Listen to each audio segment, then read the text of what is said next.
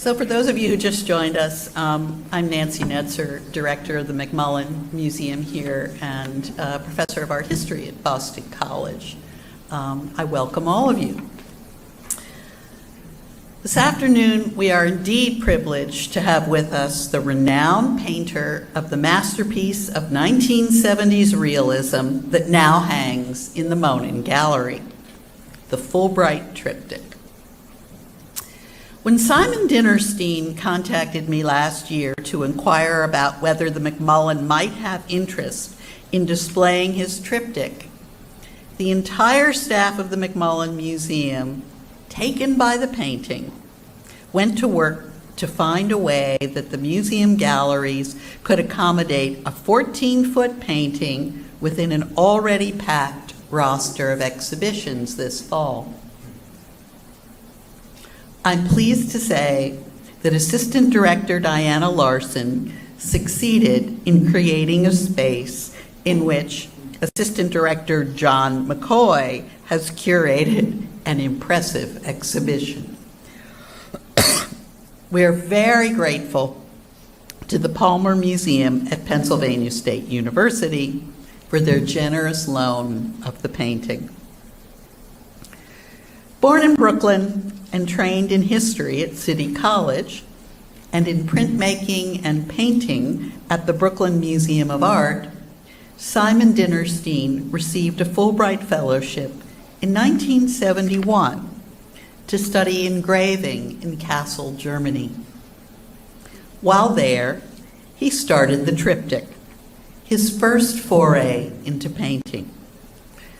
At a time when minimalism and installation swept over the New York scene, Dinnerstein focused on realism, adopting the medieval sacred form of an altar-sized triptych as his format, wood as his surface, and personal imagery as his iconography.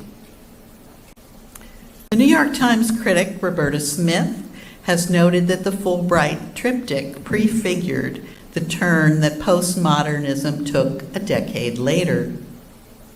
The novelist Jonathan Lethem has called the Fulbright Triptych, quote, one of those singular and astonishing works of art which seem to imply a description of the whole world merely by insisting on a scrupulous gaze at one perfect instant. As such, the Fulbright Triptych has been the subject of many articles and books. Dinnerstein also has received numerous awards for his work. He has taught at the New School for Social Research, Parsons School of Design, and New York City Technical College, and he lectures widely. We're indeed pleased that he and his wife Renee and daughter Simone, all pictured in the triptych, have come to be with us today, and that Mr. Dinnerstein will share his thoughts on the painting with us. So please join me in welcoming Simon Dinnerstein to Boston College.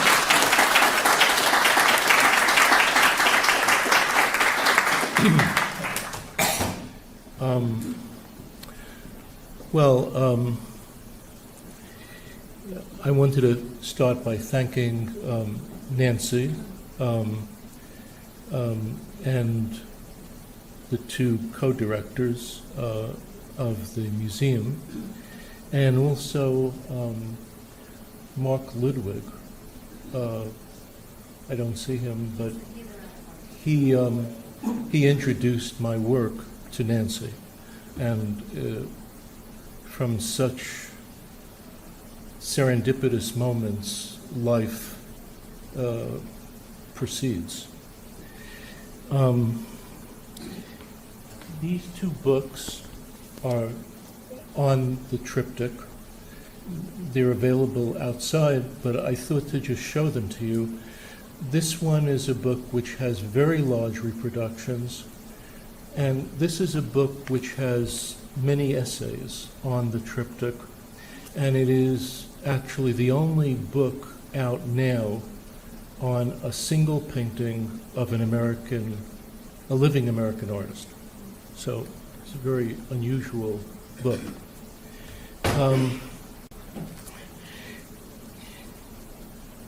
There are many ways of approaching the Fulbright Triptych. It's a very complicated, mysterious painting. One could enter the painting through a variety of points or portals. For instance, there is the plate on the table. There are the two adults in the space. There is the child in the space. There are the images on the wall, the landscape out the window, the artist inside the space. In the case of the artist, it is the journey and the voyage which I would like to open up a bit before you.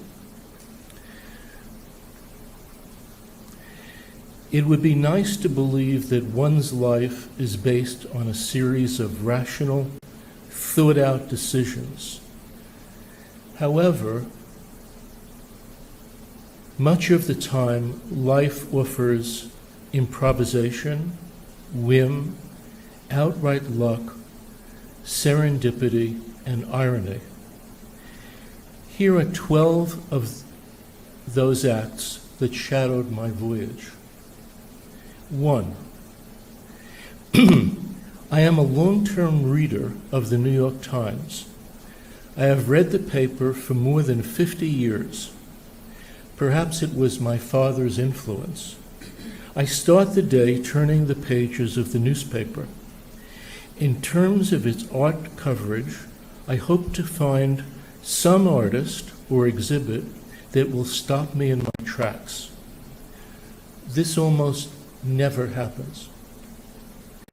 However, one of the times such a great response occurred was to an article on the exhibit of the contemporary Spanish artist Antonio Lopez Garcia, which was on view at Stempley Gallery in New York in 1968.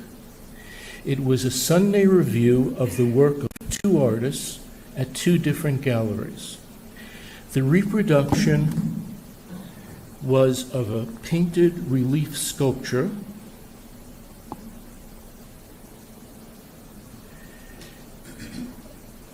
by Lopez of a woman sleeping. I saw the exhibit on the very last day, and it was to that point the single best exhibit I had seen of a contemporary artist. That exhibit at Stempley would certainly be one of the top 10 exhibits I have seen permanently, in general. Why? The work had great heart and humility. It depicted the figurative spirit without going back to figurative art of the 19th century. It has mystery and an insistent, stubborn, and haunted presence, and speaks in modern or modernist terms in a natural and communicative way. 2. A chance conversation with a friend, Shirley Polito, an artist, led me to apply for a Fulbright grant. Shirley had spent a year in France on the Fulbright program. It sounded very exciting. I did not think I was advanced enough to apply. In 1969, I was just 2 years out of art school, the Brooklyn Museum Art School that I attended from 1964 to 1967.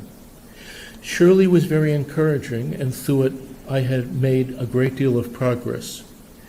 She spoke of the great year she had and how much her art and life were impacted by the year abroad. 3. I applied for a grant to study with Antonio Lopez Garcia at the Escuela Superior de Bellas Artes de San Francisco in Madrid. It was a very exciting prospect. Asked to list a second choice, I chose Germany to study graphics and the art of Dürer. I was asked by the Fulbright Foundation to bring some work down. I believe that I submitted Anne's Kitchen and the Kelton Press.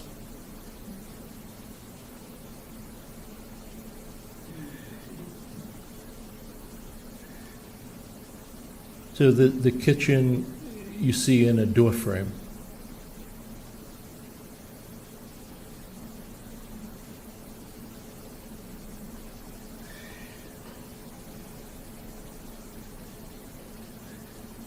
A few months passed, and a letter arrived from the Fulbright program. The grant to Spain, unfortunately, did not work out. However, I was awarded a fellowship to study in Germany. 4. I was quite disappointed by this turn of events. It was only in retrospect that I came to the realization that given these two choices, the better one was chosen by the fates.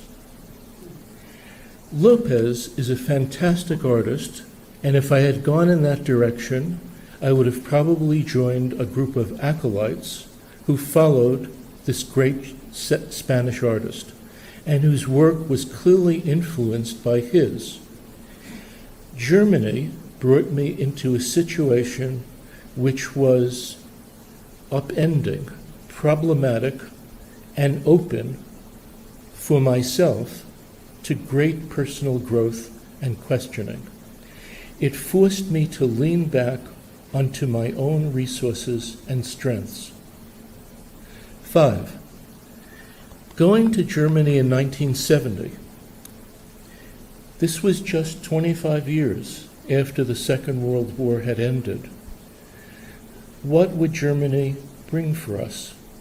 Was this decision the right one to make? Renee's father was quite ill at the time. Did this award make sense for us at this particular moment? If I had been asked what the chances were of returning from Germany with the Fulbright Triptych, I would have said, no way, not at all possible. On the other hand, I would have never have worked out a painting like the Triptych had I had been living in Madrid.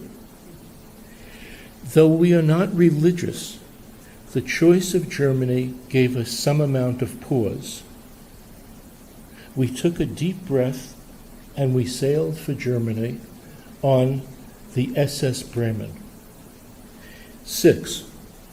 The Fulbright program put us on our own in Germany.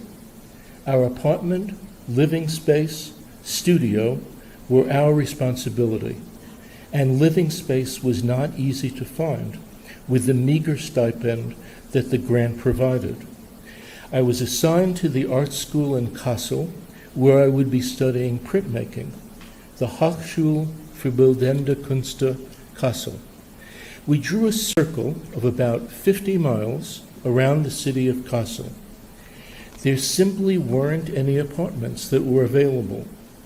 As luck would have it, we bought a car. So instead of settling into living near the art school, we had more mobility. Our explorations brought us to Göttingen, a beautiful university town, Hannover Münden, a charming village, Rabelshausen, which looked like a burgle town, my first choice, and finally to Hessisch-Lichtenau. In the last town, we encountered an interesting man, Willy Neumann, who was very enamored of all things American. We found ourselves walking around the town with Willy, and it was Willy who pointed out the empty windows on the 3rd floor of a building nearby. The landlord showed us the apartment. This type of apartment was not much in demand. the Dachzimmer, meant that each room on the top floor had a slanted roof. It seemed to me to have very little atmosphere or character.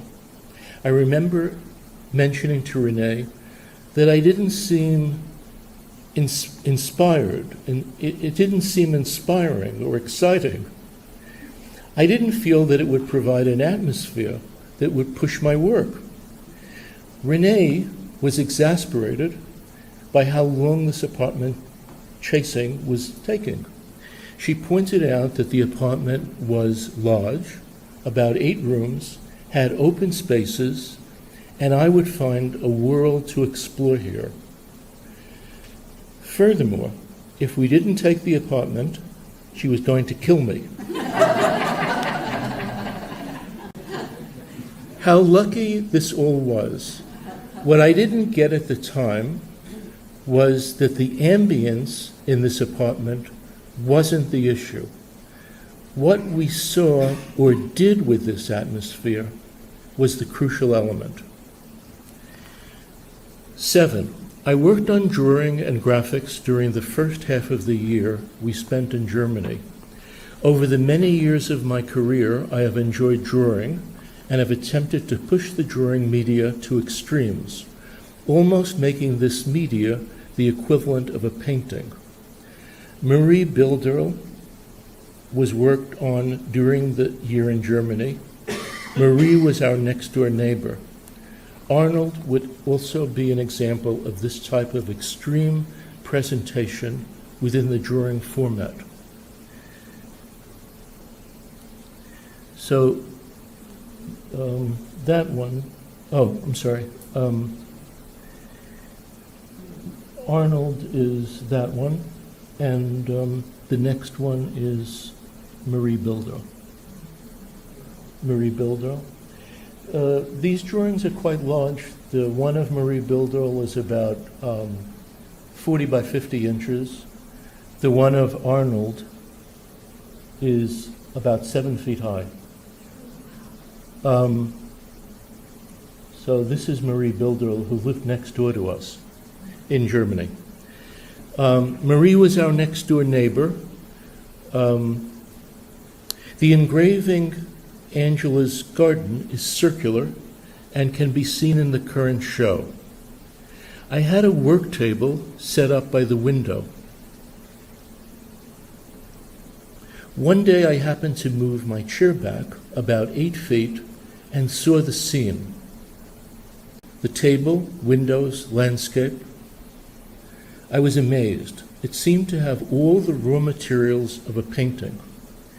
Just a day or so later, I imagined 2 individuals seated on either side of this table.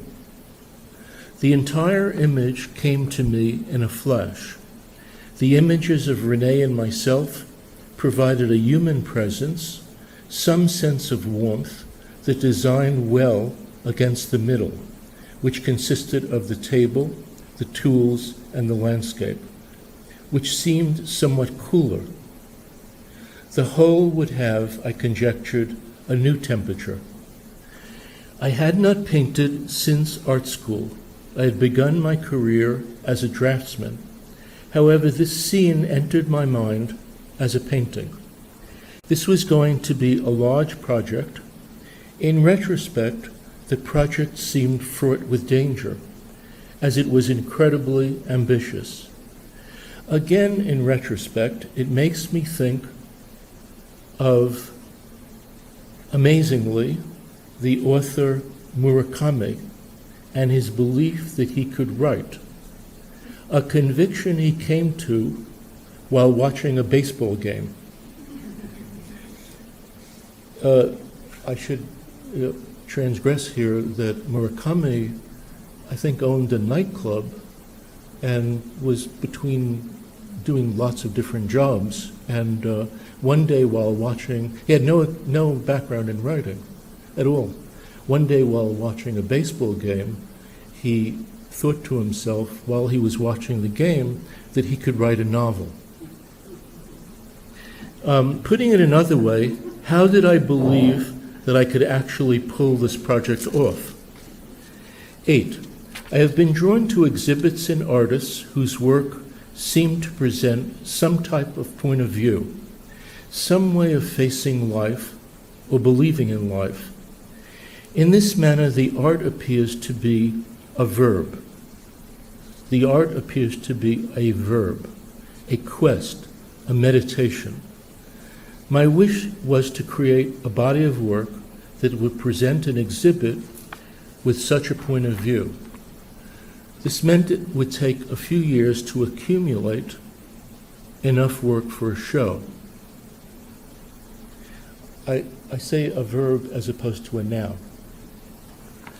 In 1972, my daughter Simona was born. It was an amazing event, totally exhilarating. However, it also came with great responsibilities. I had someone to support, someone who needed me to provide resources, help, and love. In 1973, we completely ran out of money. We did not have a trust fund, family savings, inheritance, anything. Simona was about 6 months old. Everything was crashing. It was such a difficult time. I was pushed against a wall. In an act of desperation, I thought it was time to try to find a gallery that would exhibit my work and bring in some extra financial support.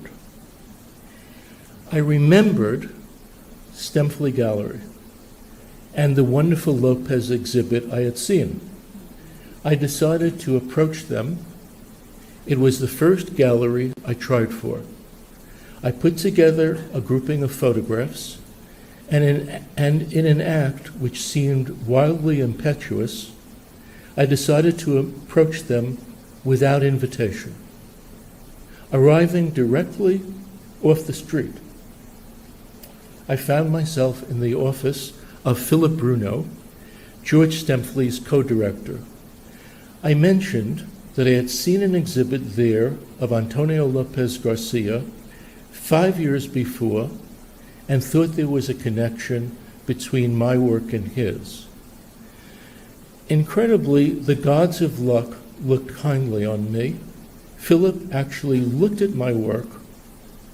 After taking some time reviewing the material, he told me that he would like to show the work to George Stemfley.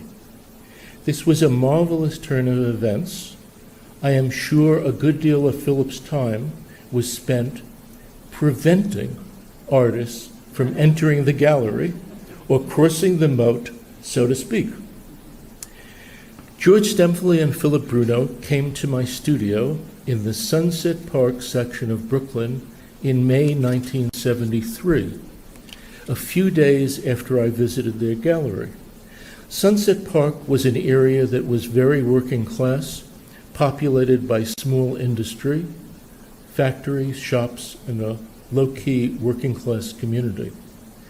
I don't have this written here, but I think that Paris was closer to Stemfley Gallery than where I lived in Brooklyn. George and Philip arrived well-dressed in the mode of their upper-class Madison Avenue, East 77th Street gallery. At the time the triptych was in progress, the middle panel was 2/3 to 3/4 complete, and the wings were white, waiting to be painted. The visit was a totally nerve-wracking moment. Much depended on it. I had the sense that the next chapter was being written, and it could go in a variety of ways. The studio was very large. It was a loft-like space, but very low-key. After about 30 minutes of total silence, George took out a small black cigar and started smoking it. He then proceeded to tell me that he believed that my triptych was a great painting and he would like to own it. It was a completely overwhelming moment. 10. A few days later, an elegant letter came from Stemfley announcing that he and Philip were impressed with my work, especially the large, unfinished triptych, and that he proposed buying the painting unfinished. The purchase would be paid out over the next 2 years and would give me the opportunity to work on the painting without having to do any sort of other work. A veritable deus ex machina arrived and set the whole course of the voyage in motion. 11. George argued that the middle panel was complete and fine as is. He warned me in no uncertain terms against doing the wings. I guess when one is young, one thinks differently. In any case, stupid me argued for the triptych concept. Compromise can be seen throughout the arts. For instance, a playwright finds a backer for his play. The backer says that he loves the play, especially the second act. But could you please get rid of the first and third act?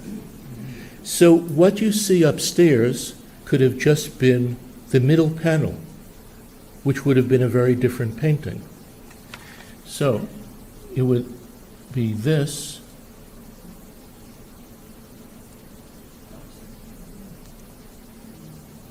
As opposed to that.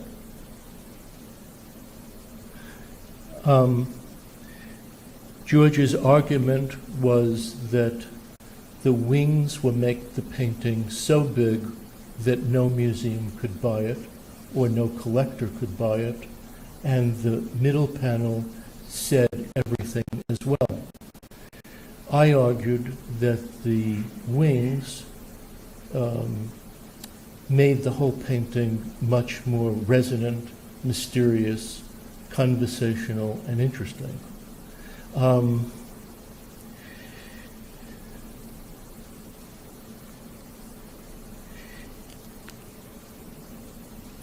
The plate,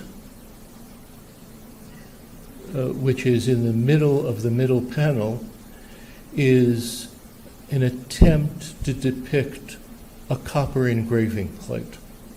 So if you go back up to where the painting is, you'll see on the wall that is perpendicular to this detail, to this painting and detail, you'll see the copper plate and engraving. If you look at the painting carefully, this part of the painting really glows. And it glows because it's painted with gold leaf and oil paint together. So the gold leaf separates from the rest of the painting. And when I was suggesting some instructions for the lighting, I suggested that the lighting on the plate be just a little bit greater than the rest. One could argue that everything in the triptych points to this plate, that this plate is a kind of birth form, an egg, the home of the process, the tools, all point to this object, all the pictures, the people. This is one of my favorite details in the painting, which represents a child's drawing and a phonogram card. So at the time, my wife taught a system of reading called Spalding Unified Phonics. And she really dislikes this now, but I actually think this is a very strong image and a very strong image on the periphery. So when she would hold this card up, the kids would say, "Ye-I-E." The the drawing of the child is spectacular. Looks like early Picasso. This next detail, which shows the woman, you see other child's drawings in this.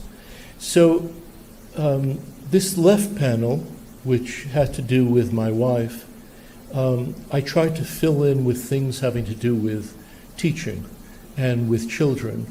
And the child's drawings are very interesting to me. I'm not sure if you'd be aware of this, but the depiction of child's drawings in oil paint is relatively new. I would say that before 100 years in the past, you would virtually never see a child's drawing in an oil painting. I chose these drawings from a group of drawings that Renee showed me that she had collected. And I chose them because of the different mediums. So the second row to the right, the use of the medium of crayon, to the left of that, brush, above that, pencil, and the Jean Mealy drawing, ballpoint pen. So my feeling was, could I get oil paint to look like these? Could I get oil paint to inhabit this world? So this is the male version of the woman's panel, and these works have to do with myself. This is the middle panel, the middle of the middle panel, and you'll see a long, wide piece of paper. That piece of paper has a poem on it, which I think there's a detail that's going to come, which shows an enlargement of that area. This section is from the far left in the middle section. The drawing that's depicted on the bottom is by Surat.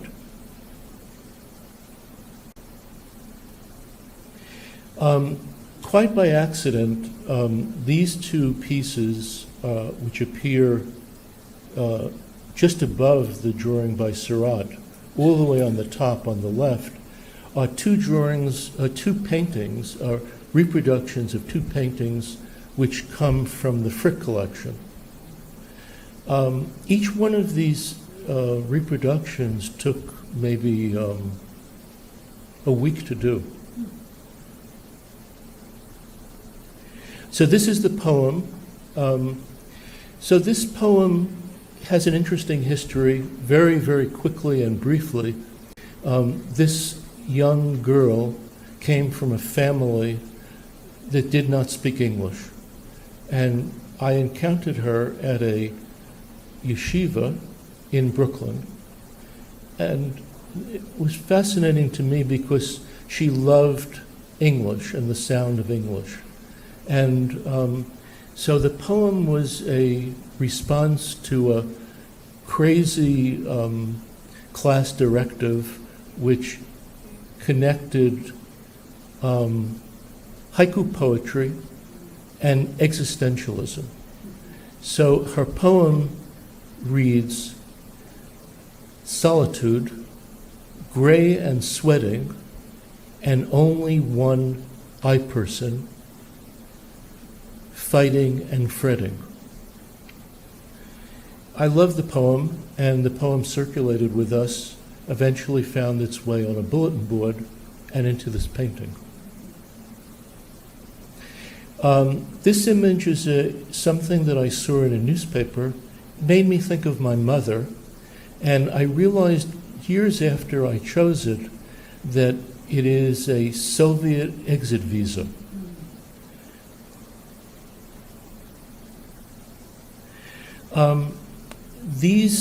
This is a very small area, about so big, which is in the middle panel, and it is in Brooklyn what we would call itchy balls. actually, in correct vernacular, sycamore fronds. And part of the painting has to do with whether you can create extremely small pieces of information, extremely, and can you also create a very large panoramic landscape or panoramic view of life. I think that's very difficult.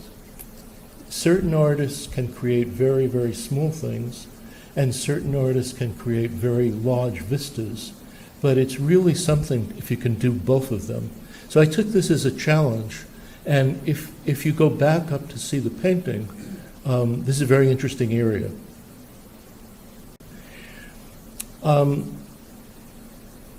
One of the questions that John McCoy, who's one of the co-directors here, assistant director, asked me about where did the images come from? Did I look them up? How did they come to the painting? And I liked the idea that they came not by looking them up. They came by some mystery, something that was unexpected. And this image is a drawing, a reproduction of a drawing by, well, this is the drawing by Holbein, but in my painting, in the upper right of the middle panel, there's a reproduction of this. So the way this image came was that my wife and I went to see drawings by Ingres at the Fog Art Museum.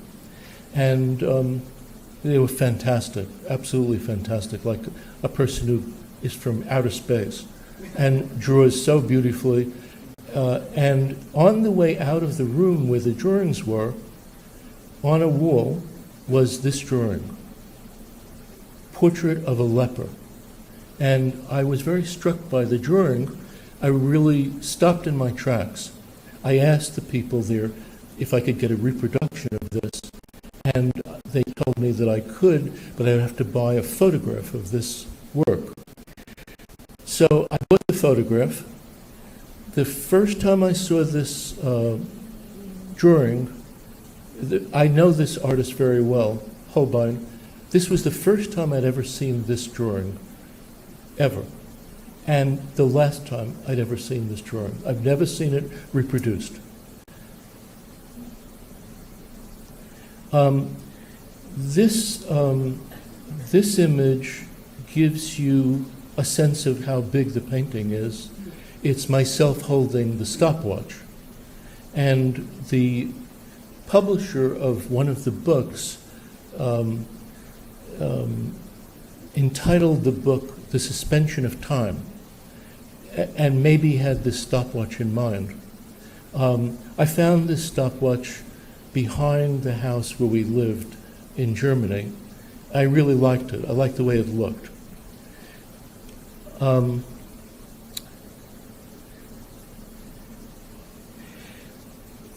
an exhibit at the German consulate, someone took this photograph. I really like this photograph. One day, a young kid of about 10 or 11 came to see my painting in one exhibit or another, and he said to me, I really get your painting. I really understand it. So I said, wow, that's terrific. I don't understand it. You tell me. He said, no, I really get it. So I said, please tell me. So he said, your painting is like why? Like why? Like why? 13. Very recently, it has occurred to me when looking at this work that to do this painting, nothing else mattered or existed. I think when a viewer looks at this painting, you could see this level of concentration. The person who did this painting didn't think of anything else. The painting deals with a search, a journey. Perhaps the secret in the painting is not in the pictures on the wall or in the people and table, but in the space between these elements. Here in this space, we find out who we really are. Thank you.